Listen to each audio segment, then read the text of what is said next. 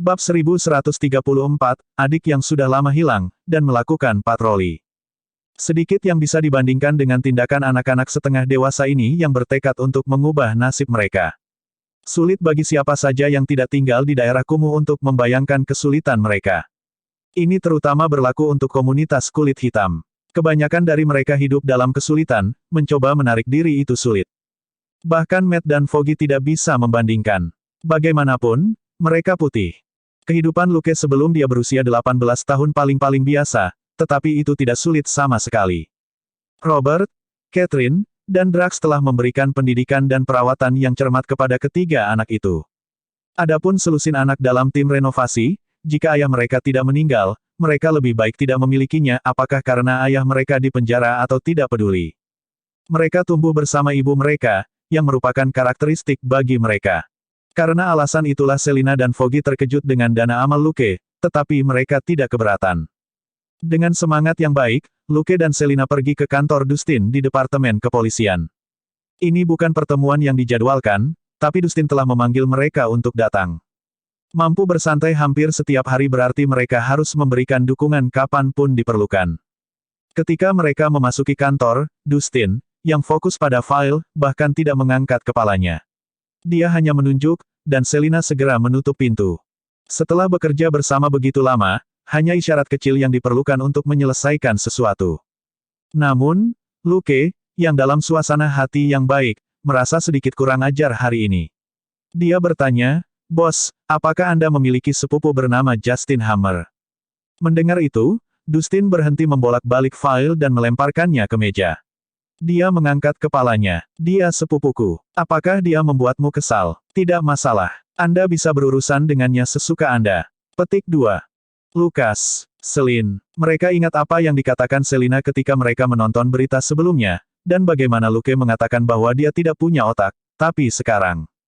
Selina segera melirik Luke untuk melihat apakah wajahnya sakit karena ditampar. Luke tidak merasa malu sama sekali. Sebaliknya, dia menatap Dustin dengan aneh. "Bos, kamu tidak pernah mengatakan bahwa kamu memiliki kerabat seperti itu." Dustin terkekeh tapi tidak terlihat senang atau marah atau cemburu. Dia hanya berkata dengan santai, "Itu karena itu adalah hubungan yang jauh, kami berbagi kakek 3 generasi yang lalu."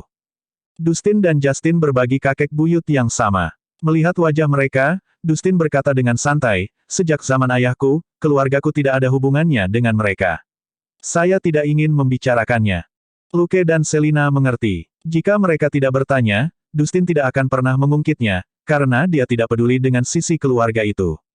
Tapi karena Luke yang bertanya, dia tidak akan berbohong.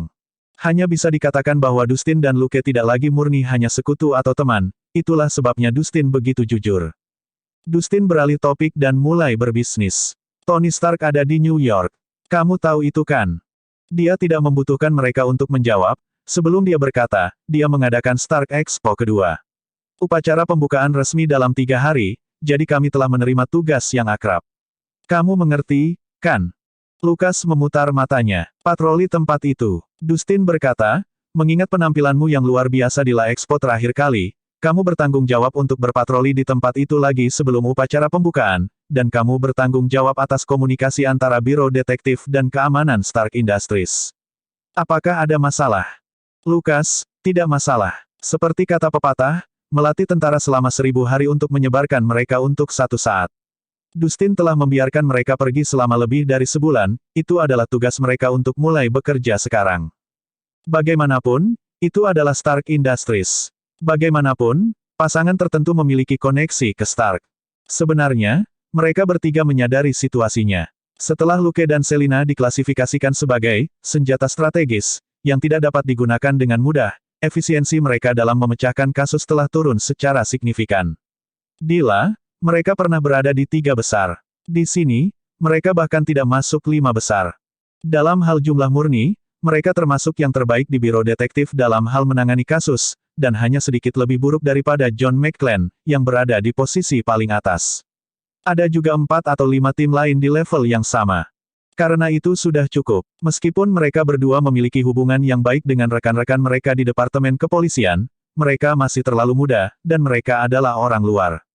Mereka hanya akan membuat detektif tua tidak nyaman jika mereka terlalu rajin. Mereka belum perlu dipromosikan, dan terlalu rajin hanya akan mengurangi kemungkinan orang lain dipromosikan, yang akan mempengaruhi suasana kantor yang baik. Luke dan Selina juga membutuhkan waktu mereka sendiri untuk meningkatkan kekuatan mereka, dan mampu menghabiskan sepertiga dari waktu yang dibutuhkan orang lain untuk menyelesaikan sesuatu, jadi tidak ada yang bisa mengkritik mereka. Karena itu, mereka sebenarnya sangat bebas, melakukan sesuatu yang memakan waktu seperti patroli juga tidak akan terlalu mempengaruhi biro detektif. Luke dan Selina dengan cepat menerima tugas itu dan pergi. Mengemudi keluar dari markas, Luke dan Selina pergi ke Flushing, Queens, di mana Stark Expo akan diadakan. Tony sebenarnya telah mengumumkan dimulainya Stark Expo ketika dia turun dari langit beberapa malam yang lalu, tetapi area itu masih dalam pembangunan. Stark Expo berbeda dari yang sebelumnya di Los Angeles. Ayah Tony mengadakan pameran pertama dan satu-satunya di sini pada tahun 1974. Sekarang, Tony memegang yang kedua. Produk yang dipamerkan di Stark Expo berasal dari perusahaan teknologi tinggi dari seluruh dunia, ini adalah panggung kelas dunia. Ini adalah versi teknologi dari konferensi seni bela diri dunia dalam novel wuxia, di mana semua orang mengandalkan keterampilan mereka untuk memperebutkan perhatian. Pameran akan berlangsung selama 1 tahun, dan pameran akan disesuaikan. Tidak setiap perusahaan memiliki produk yang cukup untuk pameran. Setelah setahun dipamerkan, perusahaan baru dan produk baru akan mulai bermunculan. Tempat itu bahkan memiliki area untuk independen. Selama mereka lulus pemeriksaan oleh Departemen Administrasi Pameran, penemu individu juga dapat menampilkan gadget unik mereka sendiri di panggung dunia ini. Dalam perjalanan mereka ke sana, Luke dan Selina memutuskan bahwa mereka akan melihat penemu independen ketika mereka bebas, siapa tahu, mereka mungkin menemukan beberapa penemuan menarik. Ada banyak teknologi yang tidak bernilai bagi penemu karena sangat sulit untuk mengubahnya menjadi kenyataan. Tanpa sesuatu yang nyata untuk ditunjukkan, mereka tidak akan punya uang untuk melanjutkan penelitian, yang membuatnya semakin sulit untuk menghasilkan apapun. Luke merasa bahwa jika dia bisa memancing hanya 1 atau 2 item bagus, tugas patroli ini akan sepadan. Selama 2 hari berikutnya, Luke dan Selina terus berkeliaran di tempat pameran, dan bahkan hanya makan siang di mobil mereka. Setelah makan siang, Luke dan Selina memanfaatkan waktu luang apapun yang mereka miliki untuk melihat para pedagang mandiri dan menikmati hiruk-pikuknya. Previous, bab 1135, stan penjual yang hidup dan kesempatan bertemu. Setelah 2 hari, Selina memperlakukan stan-stan ini seperti pertunjukan.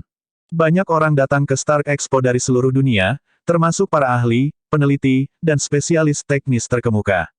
Ini adalah orang-orang yang pada dasarnya biasanya tidak muncul di area ini, tetapi ada banyak personel tingkat rendah hingga menengah yang memiliki ide yang hampir sama dengan Luke dan Selina saat mereka berjalan-jalan untuk melihat apakah mereka dapat mengambilnya, harta karun. Tambahkan penggemar yang sedikit lebih berpengetahuan, dan area itu ramai. Dibandingkan dengan sikap menyendiri dan arogan dari orang-orang hebat, para pengunjung di sini sama sekali tidak pendiam. Banyak orang di sini adalah teknisi rumahan. Dalam hal keterampilan, mereka tidak peduli tentang apapun, dan hanya akan menyemburkan. Tidak tahan lagi, kemudian berkemas dan pulang, jika tidak, bertarunglah jika Anda seorang pria.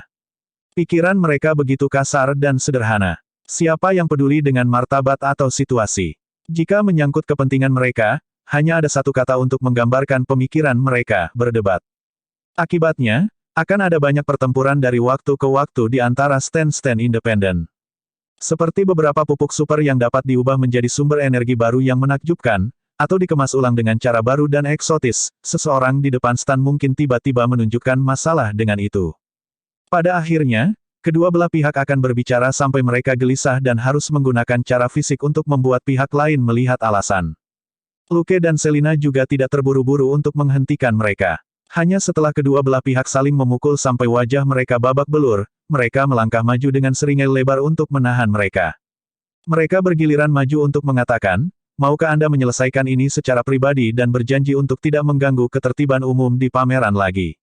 Atau apakah Anda ingin menenangkan diri bersama di pusat penahanan polisi selama 24 jam? Petik 2. Secara alami, sebagian besar teknisi rumahan tidak bisa berkata-kata. Mereka sudah bertarung dan kemarahan sudah berlalu, tetapi buktinya masih ada di wajah mereka. Mereka tidak bisa menyangkalnya. Beberapa dari mereka masih keras kepala, dan hanya bisa dikirim ke pusat penahanan sungguhan. Luke dan Selina sangat akrab dengan prosedur ini. Selama Stark Expo Dila, mereka telah mengirim hampir 100 orang ke Departemen Kepolisian hanya dalam beberapa hari. Memecah perkelahian semacam ini hanya memberi Luke 3 pengalaman dan poin kredit paling banyak setiap kali. Namun, pertarungan ini sering terjadi dan cepat, dan Luke mampu mendapatkan 100 plus poin dalam waktu setengah hari. Polisi sudah menyiapkan 2 bas penjara besar di dalam venue.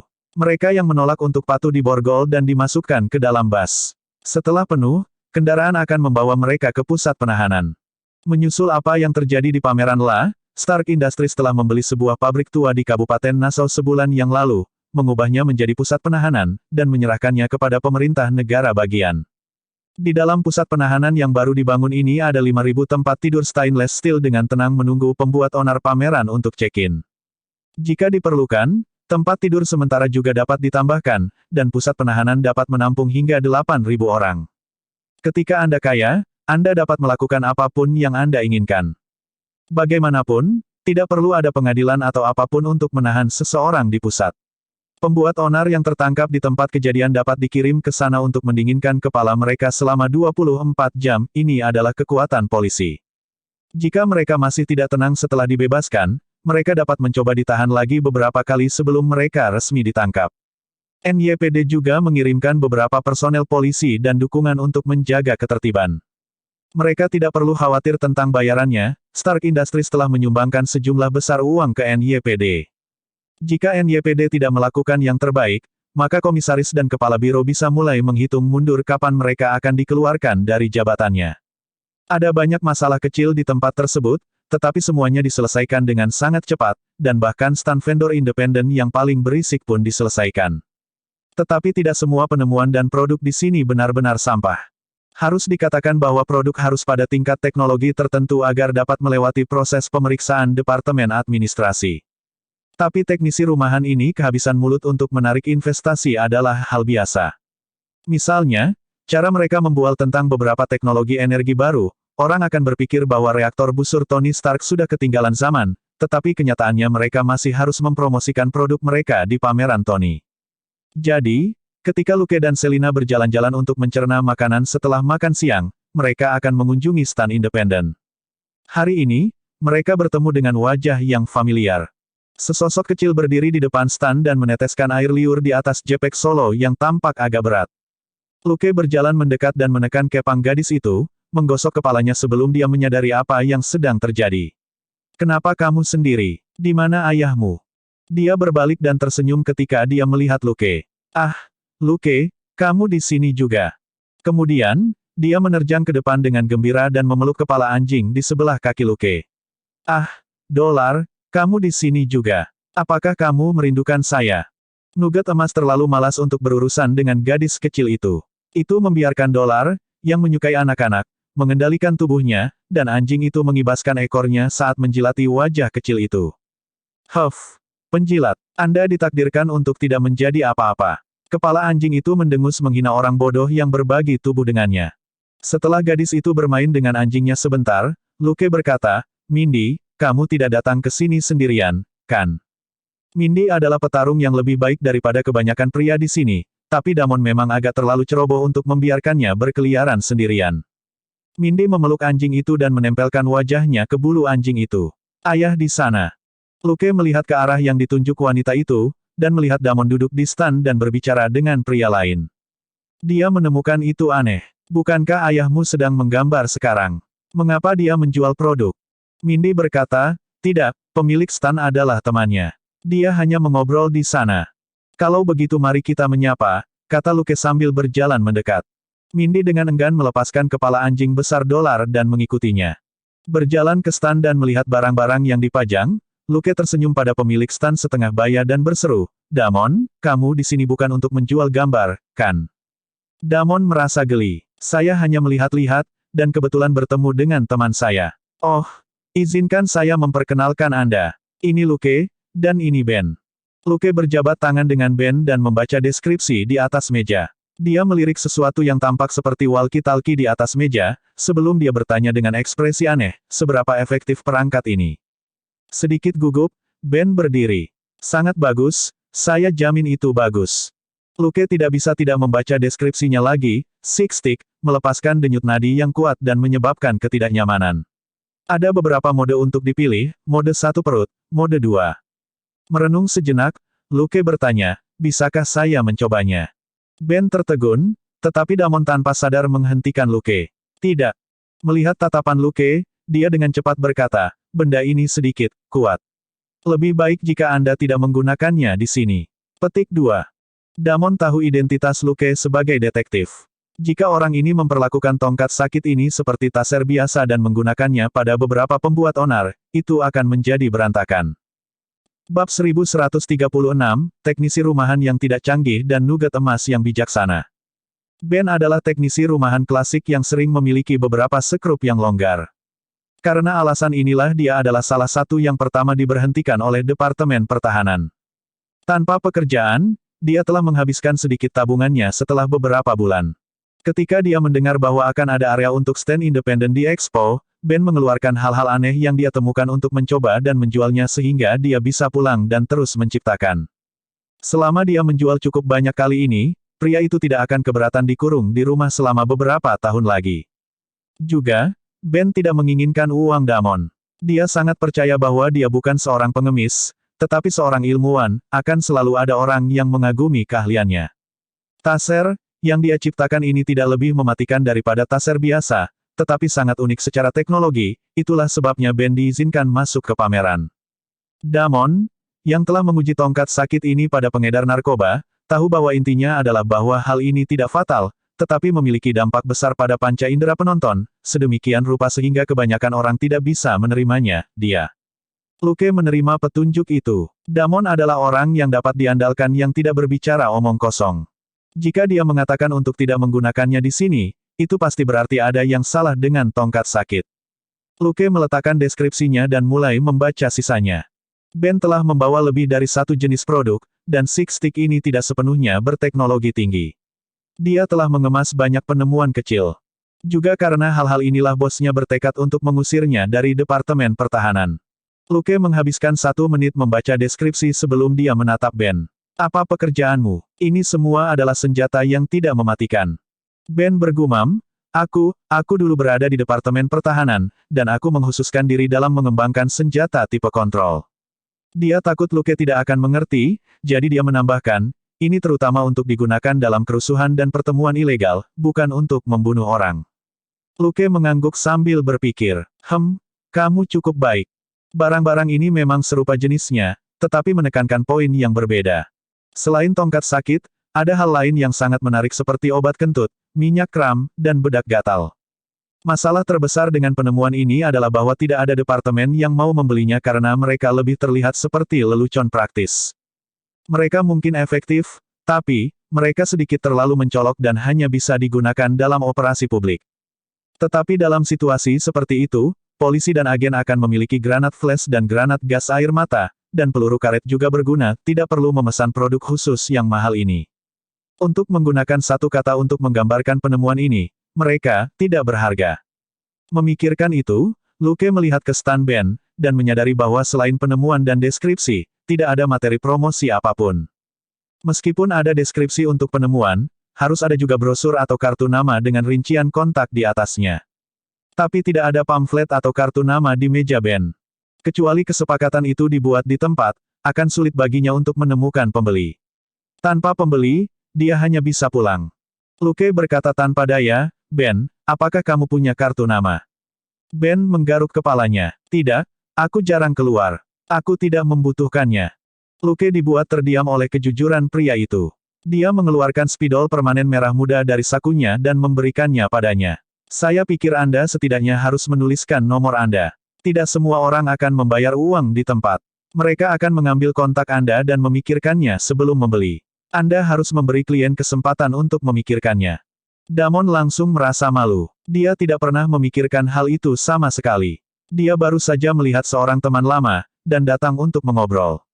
Ben menepuk dahinya. Saya tidak memikirkan itu. Terima kasih, Lukas. Dia kemudian menuliskan nomor di atas meja dengan spidol merah muda dan mengembalikannya. Kamu bisa menyimpannya. Bibir Luke berkedut, orang ini sebenarnya telah menuliskan nomornya di atas meja. Nomor pink memang mencolok di meja putih, tapi meja itu milik penyelenggara. Ini adalah mainan yang dibuat Luke untuk Selina. Hal terbesar tentang itu adalah warnanya sangat merah muda, dan kedua, sangat sulit untuk dibersihkan. Tidak tahu bahwa dia telah merusak properti penyelenggara, Ben mengucapkan terima kasih yang sebesar-besarnya kepada Luke. Geli, Luke menerimanya dan mengucapkan selamat tinggal pada Ben, Damon, dan Mindy. Mindy menyentuh kepala anjing itu dan merasakannya menjilatinya lagi. Dia enggan. Ayah, bisakah aku bermain dengan Luke dan Selina? Damon berpikir sejenak sebelum dia mengangguk. Dia mempercayai mereka, dan Mindy tidak akan mendapat masalah jika dia bersama kedua detektif itu. Sore harinya, Mindy mengikuti mereka, atau lebih tepatnya, mengikuti Dolar di sekitar venue. Luke dan Selina pada dasarnya hanya berkeliling dan tidak keluar kecuali mereka melihat sesuatu. Mindy dan Gold Nugget ada di kursi belakang. Seorang gadis dan seekor anjing menatap kucing dan tikus di tablet. Gold Nugget sendiri tidak menonton kartun. Rasanya hal semacam ini terlalu kekanak-kanakan dan tidak cocok untuk anjing dewasa dan pintar seperti itu. Meskipun masih terasa seperti ini sampai sekarang, gadis kecil itu cukup baik, jadi dia memutuskan untuk menahannya sedikit dan menonton bersamanya. Itu bukan aku, itu pasti Dolar. Itulah yang dipikirkan kepala anjing itu sendiri. Luke, Selina dan Gold Nugget harus makan dalam jumlah besar setiap hari untuk kalori dan nutrisi, jadi ada banyak makanan ringan di dalam mobil. Segera, Mindy makan dan memberi makan Nugget emas di kursi belakang. Nugget emas sangat puas. Ketika Luke memberinya makan, itu adalah hadiah. Jika dia berani bertindak manja, dia akan diancam dengan, "Aku akan meledakkan kepalamu." Juga, Selina memberinya makan dengan setengah hati. Ketika dia dalam suasana hati yang baik, dia akan memberinya makan terus-menerus, dan ketika dia dalam suasana hati yang buruk, itu harus membantunya. Saat ini, Mindy memberinya makan dengan penuh perhatian. Nugget emas hanya perlu membuka mulutnya, dan kue sudah ada di bibirnya. Sayangnya, iblis itu tidak mengizinkannya untuk makan berlebihan di luar, dan hanya memberinya 20 kue mangkuk. Pada akhirnya, Mindy memberikan setengah dari kue mangkuknya kepada anjing itu, jadi dia menemukan manusia kecil ini sangat menyenangkan sekarang, dan dia menyentuh kepala gadis kecil itu dengan cakarnya. Iya, setiap kali iblis menyentuhnya seperti ini, rasanya sangat nyaman. Jika dia menyentuh gadis kecil seperti ini, dia akan sangat senang juga, kan? Kepala anjing tertentu sangat percaya diri dengan kemampuan belajarnya. Gadis kecil itu terkikik, yang membuatnya merasa telah melakukan hal yang benar. Sore harinya, Luke dan Selina pulang kerja, dan Mindy enggan berpisah dengan Gold Nugget. Akhirnya, dia tinggal untuk makan malam, dan Luke mengantarnya pulang. Dalam perjalanan pulang, Mindy mau tidak mau membuat permintaan kecil, dan bertanya apakah dia bisa bermain dengan Nugget emas selama liburan. Luke berpikir sejenak sebelum setuju. Namun, dia menyuruhnya menelepon sebelum dia datang, untuk memastikan mereka ada di rumah. Nugget emas baik-baik saja. Itu menghabiskan hari-harinya menonton drama dan memarahi orang di forum online. Sesekali, Selina pergi keluar untuk memukuli orang untuk menyeimbangkan suasana hatinya. Itu memiliki kehidupan yang kaya. Dolar suka bermain dengan orang dan penuh energi setelah Gold Nugget menjalin hubungan simbiosis dengannya, tetapi dua orang di rumah tidak punya banyak waktu untuk menemaninya. Bab 1137, katakan saja aku sepupumu. Selama Mindy mau, tidak masalah baginya untuk mengunjungi Gold Nugget sekali atau 2 kali seminggu. Sekarang setelah dia mendapat izin, gadis kecil itu dalam suasana hati yang sangat baik. Dia bahkan menyenandungkan sebuah lagu. Luke ingat bahwa dia seharusnya berada di sekolah sekarang, jadi dia dengan santai bertanya padanya tentang hal itu. Baru kemudian dia mengetahui bahwa dia telah dipindahkan ke sekolah menengah pertama dan saat ini berada di kelas 7. Kehidupan sekolah menengah Mindy jelas dimulai dengan baik. Dia sudah jauh lebih berpengetahuan daripada siswa kelas 7 lainnya, dan dia memiliki nilai bagus. Berkat kemampuan atletiknya, dia bergabung dengan pemandu sorak di sekolah belum lama ini, dan memiliki hubungan yang baik dengan beberapa anggota tim kelas 9. Luke memiliki ekspresi aneh di wajahnya ketika dia mendengar itu. Saya mungkin pergi ke sekolah menengah di antah-berantah di Texas, tetapi pemandu sorak selalu memiliki rahasia kecil mereka. Apa kau yakin tidak ada yang salah dengan gadis-gadis itu? Mindy bingung. Apa maksudmu? Melihatnya, Luke tahu bahwa meskipun dia tidak bodoh, dia belum pernah ke sekolah, dan tidak tahu tentang hal-hal buruk yang bisa dilakukan oleh para pemandu sorak. Tentu saja, dia akan belajar jika dia menonton lebih banyak pertunjukan untuk pra remaja, tetapi dia kebanyakan memilih untuk menonton kartun. Jadi, dia menjelaskan, Ketika saya di sekolah menengah, saya memiliki seorang teman yang adalah seorang pemandu sorak, dan saudara perempuan saya juga seorang pemandu sorak. Jadi, mungkin tidak tepat untuk mengatakan bahwa semua pemandu sorak itu buruk. Namun, mereka juga mengatakan bahwa ada banyak di tim pemandu sorak yang suka memainkan trik kotor di belakang punggung orang lain dan menggertak anggota tim baru. Mindy tercengang. Betulkah? Lukas menghela napas. Biasanya kelompok kecil yang terdiri dari 2-4 orang. Mereka sedikit lebih kaya dan berpakaian sesuai tren. Mereka biasanya memiliki 1 atau 2 pacar, dan suka memamerkan pakaian, parfum, perhiasan, dompet, telepon, dan jumlah pacar yang mereka miliki di depan gadis-gadis biasa. Mata Mindy melebar. Dia bergumam, itu, sepertinya mereka seperti itu. Mereka mengundang saya ke pesta akhir pekan ini. Lukas menggelengkan kepalanya. Meskipun orang-orang semacam ini biasanya iseng dan hanya akan menarik rambut atau menamparkan orang paling banyak ketika mereka menggertak mereka, kebanyakan gadis masih tidak akan bisa menerimanya. Mindy tersesat. Kenapa? Mereka melakukan itu. Jika mereka ingin mengolok-olokku, mereka tidak akan berteman denganku, kan? Luke berkata, karena mereka suka melihat orang lain jatuh ke dalam perangkap sebelum melompat keluar untuk mengejek mereka karena bodoh. Ini adalah kasus khas untuk bersenang-senang. Hanya ketika Anda tidak tertipu, mereka akan berhenti berpura-pura. Mindy mengerutkan kening dan berkonflik. Tidak mungkin. Saya pikir mereka cukup bagus, meskipun mereka sedikit kati. Petik 2. Luke menggosok kepalanya dan berkata, sekarang aku sudah memperingatkanmu, tidakkah kamu akan memeriksanya? Sangat mudah untuk menyelidiki reputasi seseorang seperti itu di sekolah. Pergi dan tanyakan pada siswa yang sedikit lebih lemah dan lebih jujur. Tidak peduli apa yang mereka katakan, Anda akan dapat memastikannya sendiri. Petik 2. Mindy ragu-ragu. Haruskah aku benar-benar memeriksanya? Lukas mengangguk. Bukankah normal melihat bagaimana orang lain memperlakukan teman baik mereka? Bagaimana bisa seorang teman yang baik menyalahkanmu untuk hal seperti ini? Mindy memberi, yang agak tidak bersemangat. Luke mengusap kepalanya lagi. Jangan berpikir bahwa teman sekelasmu semuanya buruk. Hanya saja ada sedikit lebih banyak telur busuk di antara para pemandu sorak. Kamu perempuan, jadi kamu harus melindungi dirimu sendiri. Sebenarnya, dia tidak terlalu mengkhawatirkan Mindy, dia khawatir tentang apa yang akan dia lakukan pada pemandu sorak. Sebagian besar dari apa yang disebut lelucon di sekolah ini sebagian besar untuk mempermalukan pihak lain, dan bahkan bisa menjadi kejahatan. Jika mereka benar-benar membuat gadis kecil ini kesal, gadis-gadis itu mungkin tidak mati di tempat, tetapi mereka kemungkinan besar harus dikirim ke ICU. Melihat wajah Mindy yang sedih, dia berpikir sejenak sebelum berkata, sepertinya saya mengenal 2 orang teman di Dalton Junior High. Mereka juga pemandu sorak. Saya akan bertanya kepada mereka tentang situasinya. Bagaimana kedengarannya? Mindy ragu-ragu sejenak sebelum dia mengangguk. Luke menepi dan memutar nomor. Monica, ini Lukas. Lukas yang mana? Luke yang mentraktirmu ke Shake Shack 2 kali. Mindy, di sisi lain, memiliki ekspresi aneh di wajahnya. Meskipun burger di sana sangat lezat, dia berani menyebut mereka teman setelah mentraktir mereka makan 2 kali. Teman-teman ini tampak sangat murah. Sementara dia membiarkan pikirannya menjadi liar, Luke langsung ke intinya. Ini masalahnya, aku punya adik perempuan yang baru saja pindah ke kelas 7 dan menjadi pemandu sorak. Saya takut dia akan diganggu di grup itu, jadi saya ingin bertanya.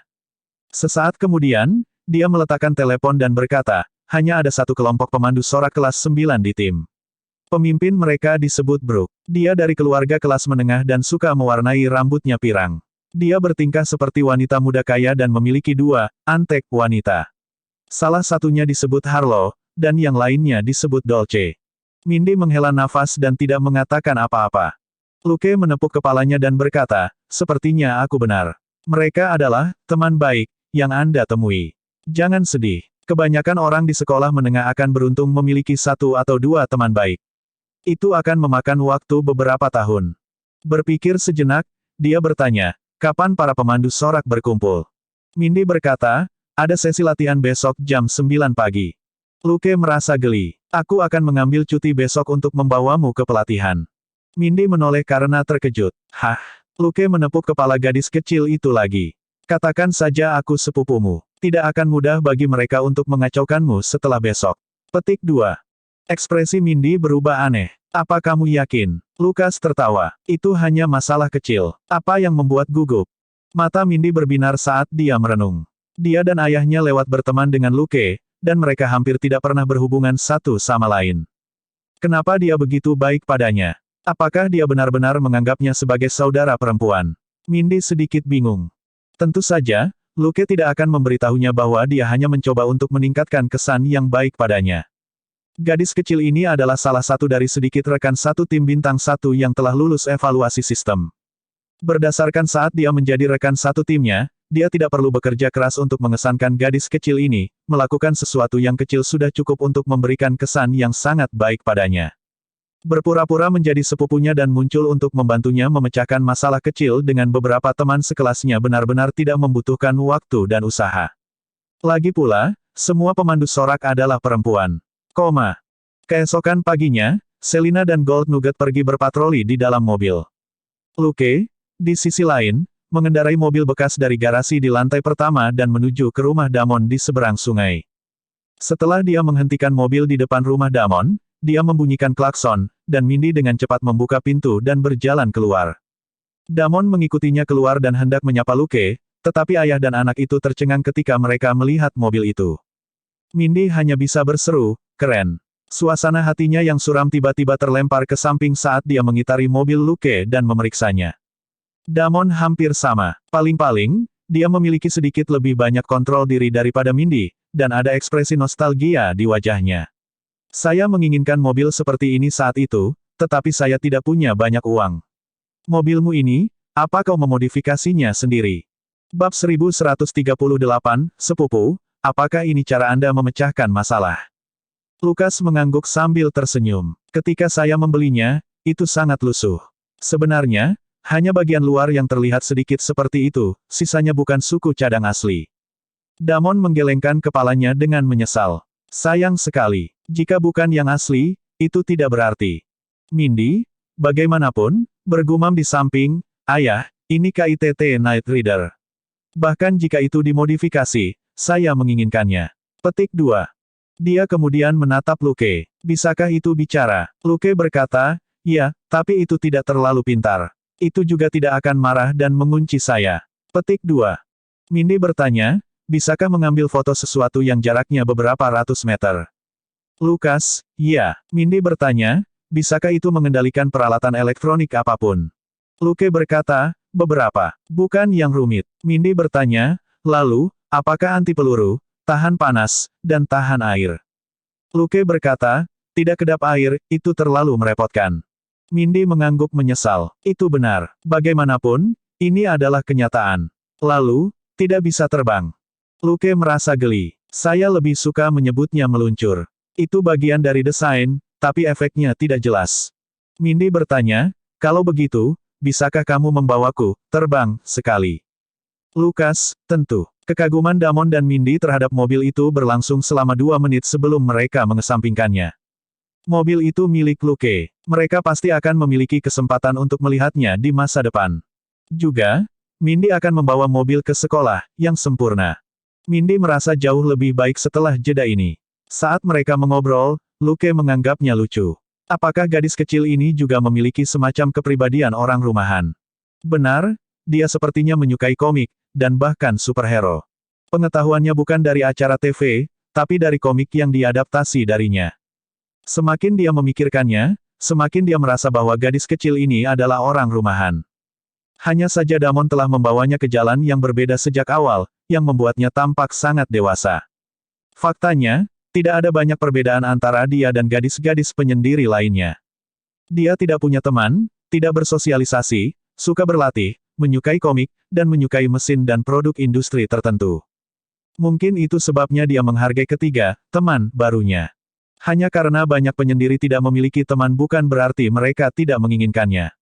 Hanya saja mereka tidak bisa berteman. Melabeli gadis kecil di sebelahnya sebagai orang rumahan, mobilnya segera mencapai SMP Dalton. Dalton Junior High berada di Manhattan dan di Upper East Side. Tidak jauh dari sana adalah Central Park, yang dikenal sebagai paru-paru New York dan terletak di seberang Clinton secara diagonal. Mobil itu hanya berhenti di gerbang sekolah sesaat sebelum dengan mudah masuk. Mindy merasa itu aneh. Mobilmu bisa masuk. Lukas tertawa. Yah, aku punya kontak di sini. Tentu saja, Dia tidak akan mengatakan bahwa dia sendiri tidak mengetahui kontaknya, konon, itu adalah beberapa anggota dewan sekolah. Saat itu akhir pekan, dan sekolah jauh lebih sepi dari biasanya. Namun, masih ada banyak kegiatan tim yang terjadi. KITT hitam pekat itu tidak biasa dan menarik banyak perhatian, kebanyakan dari para pria, ketika melewati kampus. Ketika berhenti di sebelah lapangan basket, Mindy turun dari mobil di bawah pengawasan gadis-gadis di luar. Beberapa gadis di tim pemandu sorak pemalu. Mereka segera mengelilinginya dengan tatapan penasaran dan ingin tahu. "Hai, Mindy, apakah ini pacarmu?" Mindy tercengang. Hah? Dia tidak bisa menahan diri untuk tidak melihat Luke, yang ada di sebelahnya, dan bergumam pada dirinya sendiri, "Aku baru berusia 13 tahun. Mengapa aku harus mencari pacar berusia 20 tahun? Bukankah kalian semua terlalu dewasa sebelum waktunya?" Yang benar adalah bahwa Mindy banyak berolahraga, dan berkat profesi sekundernya, dia memiliki aura 14 atau 15 tahun, hanya saja dia memiliki sedikit wajah bayi. Gadis-gadis ini semuanya lebih tua sekitar 15 atau 16 tahun, jadi perbedaan usia dengan Luke lebih kecil. Sama sekali tidak aneh bagi mereka bahwa Mindy bisa menemukan pacar yang lebih tua seperti Luke. Luke memberikan senyum cerah khasnya dan melambai pada gadis-gadis itu. "Hai, saya sepupu Mindy. Panggil saja aku Lukas." Sesaat kemudian, Mindy menatap dengan ekspresi bertentangan pada sepupunya, yang dikelilingi oleh rekan satu timnya. "Saudaraku, apakah kamu saudara kandungku? Apakah Anda di sini untuk berhubungan dengan teman sekelas saya, atau apakah Anda di sini untuk membantu saya?" Luke tidak berniat memanjakan gadis-gadis itu. Dia hanya di sini untuk memberitahu para pemandu sorak bahwa Mindy memiliki saudara yang tangguh, dan tidak sembarang orang bisa menggertaknya. Tepatnya, tidak ada yang bisa menggertaknya. Sangat mudah untuk dengan sengaja menarik perhatian. Luke tahu betul apa yang diminati gadis-gadis ini. Misalnya, selebriti. Siapa bintang terbesar dan terpanas di dunia baru-baru ini? Bukan siapapun di lingkaran hiburan, tetapi Tony Stark dan Iron Man. Dia hanya membicarakan beberapa anekdot kecil tentang Tony dan membuatnya terdengar seperti dia ada di sana, yang lebih dari cukup. Berada di tempat kejadian adalah sesuatu yang patut dibanggakan. Selain itu, banyak orang mengenal Tony Stark dengan sangat baik, tetapi tidak ada yang tahu lebih banyak tentang Iron Man selain Luke. Apa yang dia katakan sangat cocok dengan karakter Tony, dan sangat menarik. Gadis-gadis kecil sudah mendengarkan dengan wajah bersinar. Pada saat itu, beberapa gadis lagi berjalan mendekat. Salah satunya, seorang gadis berambut pirang bergelombang yang tampak seperti berusia 25 tahun, pada awalnya memandang Mindy dengan ejekan, sebelum dia melihat mobil dengan curiga dan kemudian tertarik. Mau tak mau dia bertanya kepada teman-temannya dengan suara rendah, "Apakah itu mobil bermerek? Mengapa saya belum pernah melihatnya sebelumnya?" Petik 2. Kedua temannya menggelengkan kepala. Mereka bertiga tahu banyak tentang mobil mewah terbaru. Namun, mereka benar-benar tidak memiliki kesan logo pada mobil sport hitam tidak jauh. Si pirang mau tak mau bertanya, "Pria itu tipeku. Aku ke atas dulu, iya." Kedua temannya tersenyum ringan dan mengangguk, bahkan saat mereka mengutuknya dalam hati. Tentu saja, tidak masalah siapa yang pergi lebih dulu. Tidak banyak keuntungan menjadi yang pertama ketika berhubungan dengan pria, yang serakah dan mudah terpengaruh. Ketiga gadis itu segera berjalan dengan senyum sempurna saat mereka dengan arogan memotong percakapan Luke dan gadis-gadis itu. Luke pura-pura tidak memperhatikan dan mempertahankan sikapnya sebelumnya. Senyum cerah dan ceritanya yang menarik membuat 7 atau 8 gadis itu geli. Mindy, sebagai sepupunya, masih dalam keadaan linglung. "Sepupu, ketika Anda mengatakan Anda akan membantu saya menangani ketiga pelacur itu, apakah maksud Anda akan menyedot mereka seperti ini?" Sepertinya ini akan menyelesaikan masalah, kurasa. Bab 1139, Masalah Sekolah Kecil. Tetapi ketika dia melihat Luke dikelilingi oleh gadis-gadis itu, Mindy entah bagaimana merasa dia kalah. Dengan sepupu semacam ini, dia lebih suka memukuli ketiga pelacur itu daripada membiarkan Luke menjajakan pesonanya untuk mencapai tujuannya. Mereka mengobrol selama beberapa menit, dan para pemandu sorak yang telah memasuki lapangan basket lebih awal tidak bisa menahan diri untuk mengikuti kerumunan saat mereka berkumpul. Pada saat itu, seseorang menyapa Luke. "Hei, Luke, kamu di sini pagi-pagi sekali. Sepertinya kamu sedang bersenang-senang." Luke berhenti mengobrol dan berjalan sambil tersenyum. "Hei, Nikki, Monica. Sudah lama. Melihatmu membuatku dalam suasana hati yang lebih baik." Dia memberi setiap gadis setengah pelukan dan menyatukan pipi mereka. Semua pemandu sorak terkejut, termasuk Mindy. Kecuali Luke, semua orang adalah siswa sekolah menengah. Sangat jarang melihat sapaan seperti ini di kalangan siswa sekolah menengah, terutama antara laki-laki dan perempuan. Ini dengan jelas membuktikan bahwa Luke dan kedua gadis itu lebih dari sekadar kenalan. Kemudian, dia menarik Mindy, yang telah lama tertegun. Sepupu saya, Anda mungkin sudah saling kenal untuk sementara waktu. Petik 2. Nikki dan Monica segera menarik Mindy pendek dan tertawa, mengatakan hal-hal seperti, kamu menyembunyikan sepupumu yang lebih tua dengan sangat baik. Mindy tercengang. Saya baru tahu hari ini bahwa saya memiliki sepupu. Salahku. Luke meminta maaf kepada gadis-gadis lain sambil tersenyum, sebelum dia membawa Mindy, Nikki, dan Monica ke pohon di kejauhan. Pada saat itu, Monica menyenggol Luke dengan sikunya. Untung kamu menelepon kemarin. Tapi apakah Anda yakin ingin kami berterus terang? Anda harus tahu bahwa kebenaran selalu merupakan pukulan. Lukas tertawa. Tidak apa-apa. Mindy adalah sepupuku. Dia tidak akan terpengaruh dengan mudah. Petik 2. Mindy masih tercengang. Monica dan Luke sebenarnya sangat dekat. Bukankah mereka hanya teman burger? Nikki mengangguk dan berkata, Monica memberitahuku tadi malam bahwa sepupumu bergaul dengan para pelacur itu. Kami tahu itu bukan hal yang baik. Ketiga orang itu paling suka menggertak pemula, kecuali mereka dengan patuh mengikuti ketiganya dan menyedot mereka. Petik 2. Mengatakan itu, dia berbalik dan menatap Mindy. Mereka mengundangmu ke pesta dalam 2 hari, bukan? Anak laki-laki yang mengundangmu adalah Simon, kan? Mindy mengangguk kosong. Monica menghela nafas dan melanjutkan, Simon adalah teman bermain Brooke. Dia sering membantunya berurusan dengan pemula yang mereka anggap tidak enak dipandang. Jika mereka berdua yang membujukmu untuk pergi ke pesta ini, itu hanya akan menjadi penghinaan yang menunggumu. Melihat tidak ada reaksi dari Mindy, dia berbalik dan menatap Luke. Bukankah kita terlalu belak-belakan? Lukas mengangkat bahu. Tidak apa-apa, itu lebih baik daripada dia dengan senang hati mengikuti anak laki-laki itu ke pesta dan kemudian dipermalukan oleh sekelompok orang. Monica memberi, dan berkata dengan tenang, tentu saja, itu tidak akan terjadi sekarang. Kami akan menjaga Mindy. Mereka tidak berguna yang menggunakan angka untuk menggertak pemula. Mereka sama sekali tidak berani memprovokasi kelompok kami. Luke bertanya dengan penuh minat, kelompokmu. Dia melirik Nikki. Nikki tanpa sadar menjelaskan, ini bukan grup yang buruk. Monica dan aku mendirikan klub bela diri perempuan. Luke mengangguk dan menepuk kepala Mindy. Apakah Anda tertarik dengan klub lain? Anak perempuan harus belajar melindungi diri mereka sendiri ketika mereka berada di luar. Ragu-ragu sejenak, Mindy lalu mengangguk. Oke, aku masuk. Monica memeluknya sambil tersenyum. Jangan khawatir, klub kami lebih santai. Ini hanya untuk para gadis untuk mempelajari beberapa keterampilan bela diri dasar. Kami tidak memaksa mereka untuk berpartisipasi dalam kegiatan apapun. Pada saat itu, Luke mengangkat tangannya dan melihat arlojinya. Pelatihan pemandu sorak akan segera dimulai. Anda bisa pergi dulu. Setelah pelatihan, bagaimana kalau kita makan siang bersama? Ketiga gadis itu tidak keberatan dan memasuki lapangan basket dalam ruangan dengan senyum di wajah mereka. Lukas tidak pergi. Dia duduk di dalam mobil dan menulis dan menggambar di ponselnya. Baginya, dia selalu bisa bekerja di mana saja. Dari mengumpulkan intelijen dan merancang cetak biru untuk baju besi baru, hingga membuat berbagai rencana untuk masa depan, dan bahkan menciptakan beberapa penemuan kecil untuk ekspansi di bawah Jenny, dia dapat menggunakan semua bagian waktunya dan tidak membuang-buang waktu. Tapi ini hampir jam 11, dan banyak anak laki-laki yang datang untuk menjemput pacar mereka sudah berkumpul di sekitar mobil.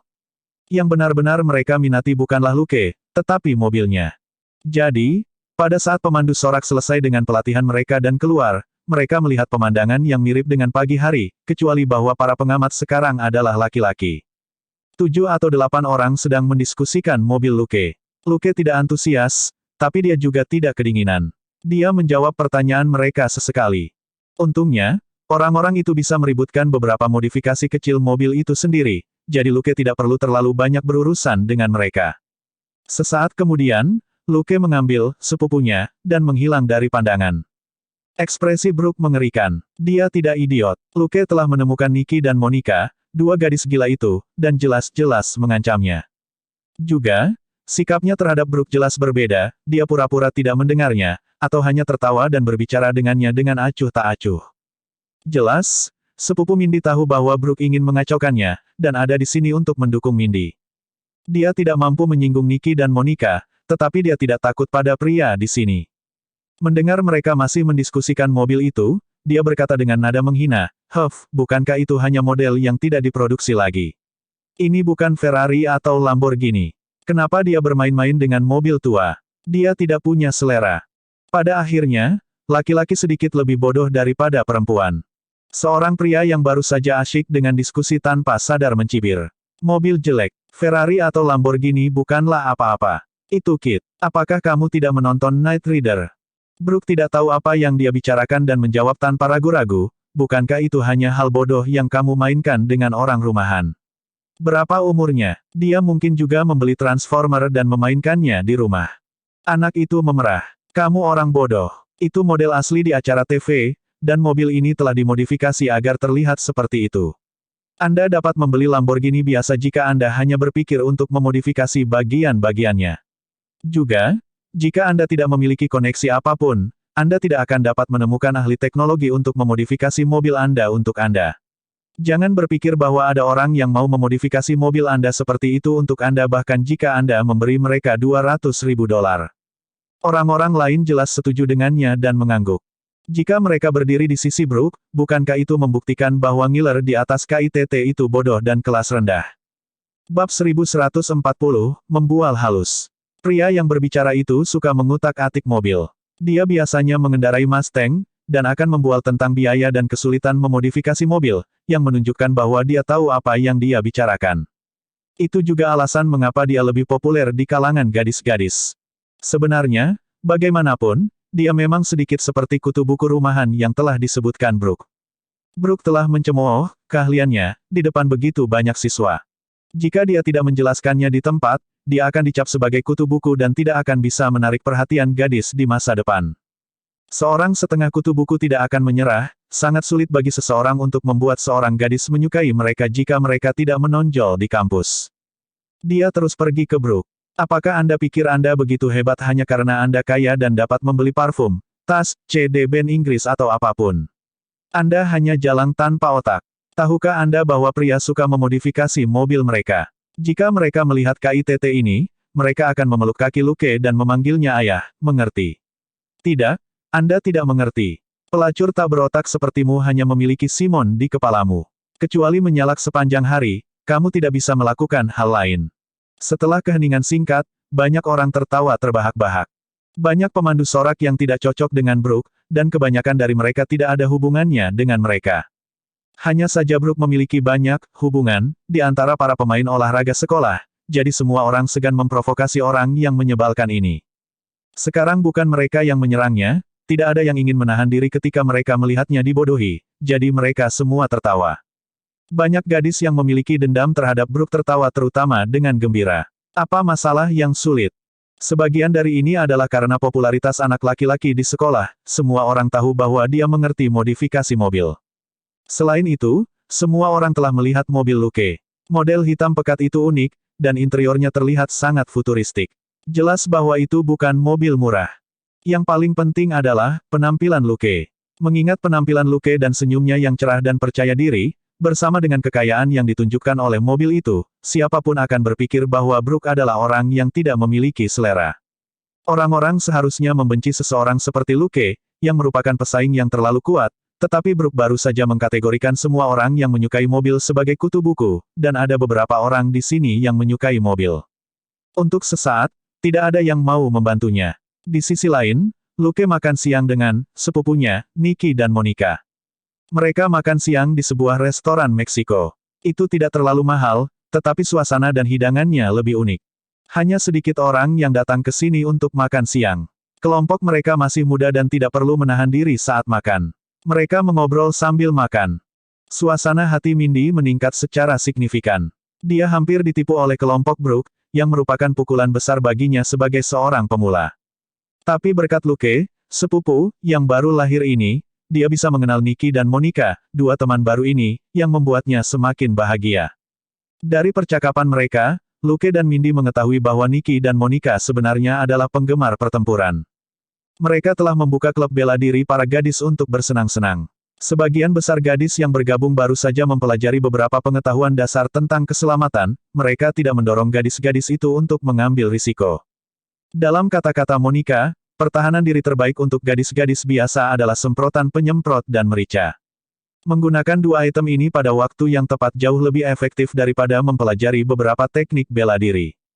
Termasuk Nikki dan Monica, hanya 5 atau 6 anggota inti dari klub bela diri para gadis yang benar-benar menyukai pertarungan.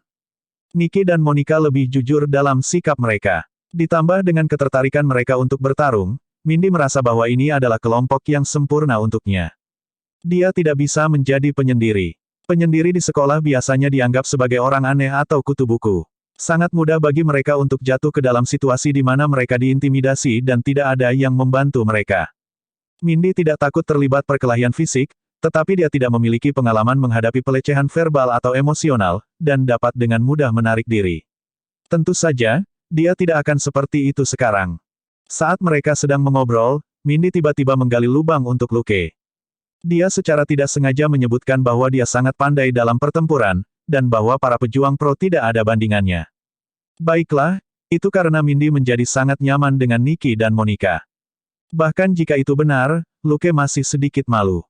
Itu karena Nikki dan Monica segera menoleh. Itu tidak lagi hanya murni dengan kesan baik yang mereka miliki tentang dia dari sebelumnya, tetapi dengan sukacita bertemu dengan semangat yang sama. Monica sepertinya merasakan bahwa dia akan mengatakan sesuatu, dan segera memukulnya. Dia mengatakan bahwa lebih baik bagi semua orang untuk bertanding bersama dan memperlakukannya sebagai menyambut Mindy ke grup. Dia telah meminta bantuan mereka hari ini, dan karena dia tidak bisa membuangnya setelah menggunakannya, dia hanya bisa setuju dengan senyuman. Adapun yang disebut spar, dia hanya bisa bekerja sama sedikit dan mengajar mereka selama 1 jam. Setelah membayar tagihan dan pergi, Luke menelepon Damon untuk memberitahu dia apa yang sedang terjadi. Kemudian, mereka berempat pergi ke alamat yang diberikan Nikki. Ketika mereka tiba di alamat itu, Luke menyadari bahwa itu bukan gym atau tempat latihan tempur, tetapi rumah Nikki. Keluarganya tidak miskin, tapi dia tidak benar-benar kaya. Namun, orang tuanya baik padanya, dan dia memiliki gym individu. Melihat peralatan kebugaran dan pelatihan di gym, Luke menjadi lebih yakin. Dia tidak bisa membantu tetapi membuat lelucon. Haruskah aku memanggilmu, Nona muda, mulai sekarang, Nikki? Setelah makan siang bersama dan mengambil tugas merawat, sepupu, Luke, Nikki tidak lagi merasa gugup di sekitarnya. Mendengar itu, dia memutar matanya ke arahnya. Seharusnya aku yang memanggilmu, Tuan Muda, kan? Anda bahkan dapat membuat KITT. Jangan berpura-pura rendah hati. Petik 2. Lukas mengangkat bahu. Saya biasanya mengendarai SUV. Aku hanya takut Mindy akan diejek karena kakaknya begitu kuno. Hah?